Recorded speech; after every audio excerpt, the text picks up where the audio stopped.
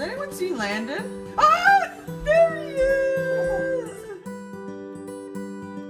He's a very spoiled dog.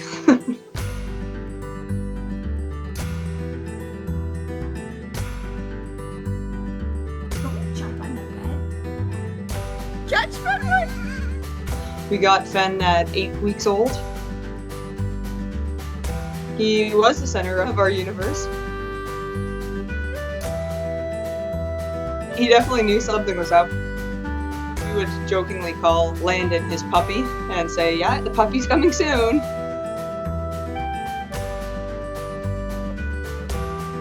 Fen kind of was like, okay, this is interesting. You might be able to play with me or do something. There's Fenway. There's Bud. Come on, puppy! Both of them are very excited when we say the word walk. Snack time is a hit with them both because whatever Landon doesn't eat, Fen usually ensures that he cleans up.